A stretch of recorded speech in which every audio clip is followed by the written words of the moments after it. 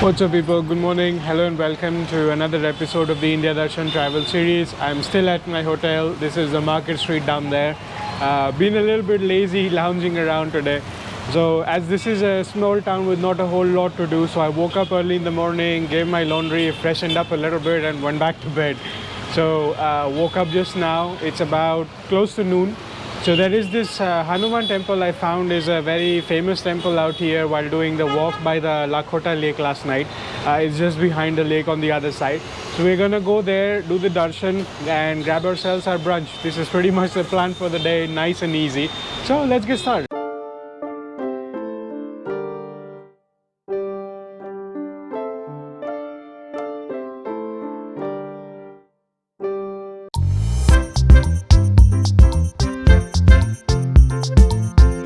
So I've now memorized most of the routes, and along the way I saw this Neelkanth Mahadev temple, and I started to read a little bit of Gujarati as well, so I know this is the Mahadev temple.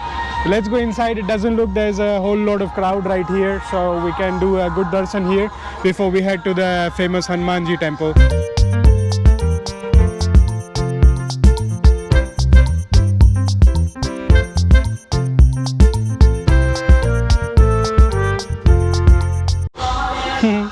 This little one is licking some whitish powder off the tree. I don't really know what that is, but seems delicious.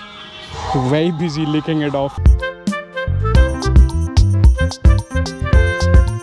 Had a very peaceful darshan. It was just the priest inside and then me, so there's nobody here, and it looks like a pretty old temple. Could use a little bit of renovation, but the architecture is quite nice, worth a visit. So the park, Lakhota Lake, and the park where I was is behind me. It's relatively empty at this point because of course it's very hot, and this is the other side of the lake, which is also very dry and barren at this point because it hasn't rained.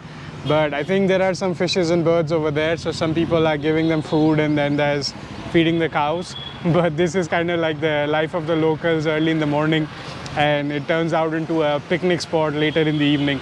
Oh, and also about the laser light show. So I tried to watch it from the outside, basically not having to pay the ticket here, and these people are very smart. So they have made like an angular kind of point inside where they do the laser light show, and they have set up barricades in front of it. So there is no way along the lake where you can watch it from the outside, and you have to go through those entry gates to be able to watch it and then pay up for it. And it starts at 8 p.m. and it's in front of gate number 2 in case if you want to go and watch it. Eventually I just enjoyed the nice little walk, nice long walk around the periphery of the lake, which was much more fun than enjoying the laser show, because they basically tell you a little bit of a story, and it's not the same as the one that we saw at the Atal Sarovar. So I mean, if you have the time for it and the motivation, go for it. Otherwise, you can enjoy a nice and long walk around the periphery. The walking path is really nice, and it's very spongy, so you don't feel that you're walking on asphalt anymore. So that's really nice. Okay, let's continue. So it's just behind the lake. There would be a T point. We turn left from here. There would be the temple. Let's go check out the temple.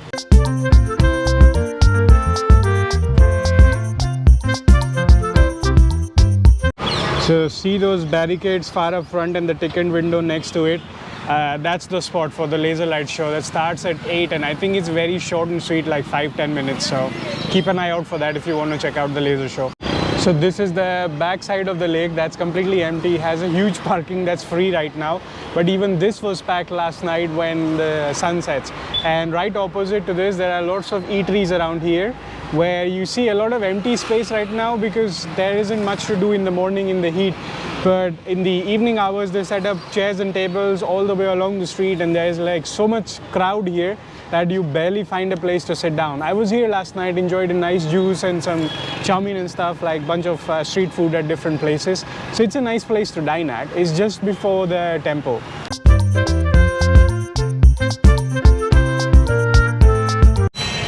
Oh wow, this temple has its name registered in the Guinness World Records for one of the priests started chanting Shri Ram Jai Ram Jai Jai Ram, which is also going on now, in 1964. And they took rotations, and 13 years later it still kept on going. Wow, this is a very famous temple.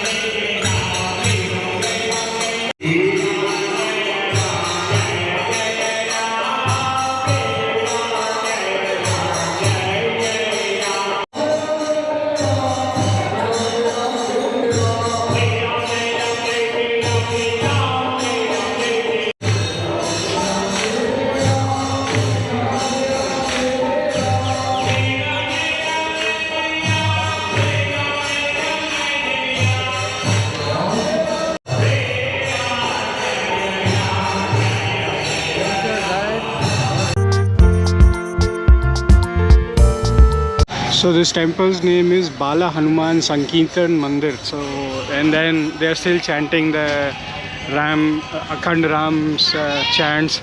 It was very peaceful. I sat inside as well.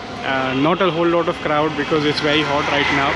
I saw this from a distance because you see this is the walking path of the river. So I was walking by here, and late last night after 8 p.m. or something, when I was doing the walk, it got very crowded and cramped because in the evening a lot more people come inside. So that's why I decided to come here in like peak heat. So not a lot of crowd and very peaceful darshan. 10 on 10, highly recommended. It's a very nice temple. Now let's go find ourselves something to have for brunch in the neighborhood.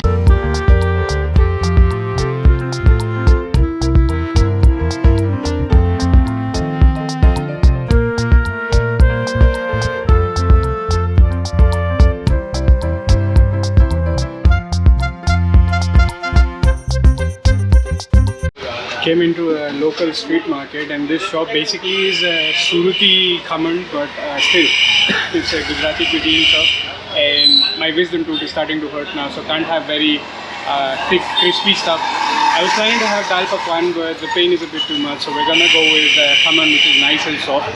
So I ordered khanvi, which is like chickpea flour rolls, which are very nice and soft, and tam khaman, which is like reddish new kind of khaman that I haven't tried before. So we're gonna wait for some seating arrangement and then dine in. Really like the food out here, so went for 2 other dishes. So this is sandwich dhokla, 2 layers of white dhokla and some green layer inside, so it's like sandwiched inside. And this is patra, so it's like leaves of some plant wrapped around, and then there's some juice to top it off with. So trying as many things on the menu as they have, going like a tapas version for this.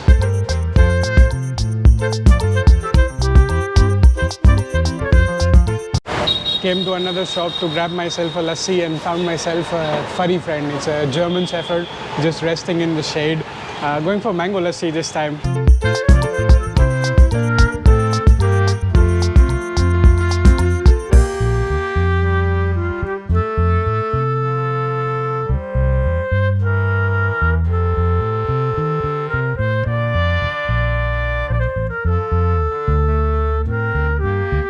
Alright, back into my room to hide from the heat. It's now 1:30 p.m. so it's getting really hot now.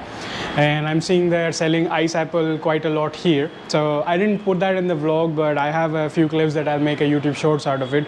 I did try it in one of the previous destinations while during the road trip. While coming back to the hotel, I found it on the streets. I think it was in Junagadh. So on the way back I found it and I tried it. Can't say I'm a big fan yet. So inside there's this like 3 or 4 small pieces which are actually ice apples inside the shell. So the shell has a whole lot of wastage that goes into the bin, and then you get those 3 or 4 ice apples inside, and then it's like 40 or 50 rupees for all 3 of them. And then you can either take off there's a thin skin on it, so you can either peel it off or eat it as it is.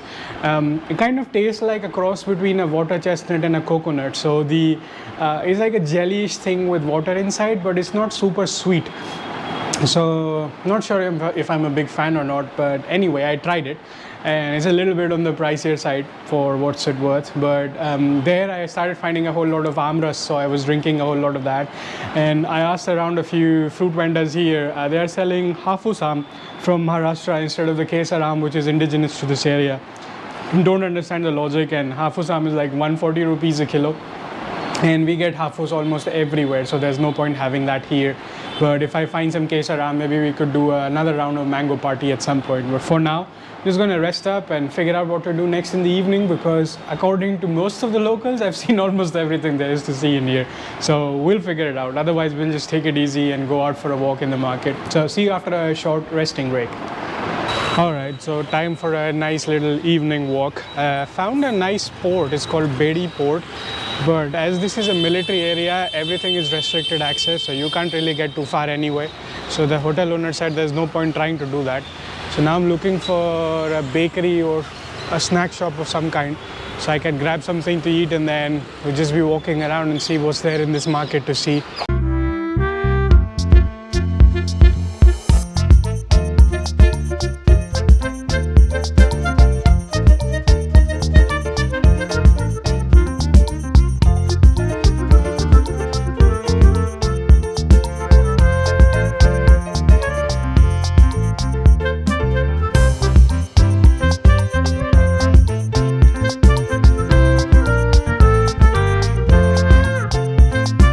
That was a Lakshmi Narayan temple I randomly stumbled upon. I was just looking at the building, it looked nice, but then I started reading and it was a Lakshmi Narayan temple. So I decided to go inside, and the priest gave me some prasad as well. Some tulsi leaves and some these white cubes are like, we call it mishri, kind of like sugar. So this is the typical prasad that you get around here. So it's really nice. You get some tulsi leaves as well together with it. So that's pretty cool. I think third temple of the day, so that's nice.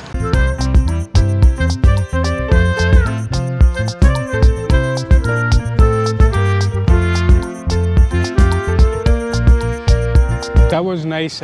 Sweet shop and dairy. That was mawa mango, basically a mango shaped barfi. So tastes delicious. 15 rupees a piece. Normally I don't grab them from here because I ride around in extreme heat, so they would spoil. So I keep eating different, like one piece from different shops, so that's kind of fun.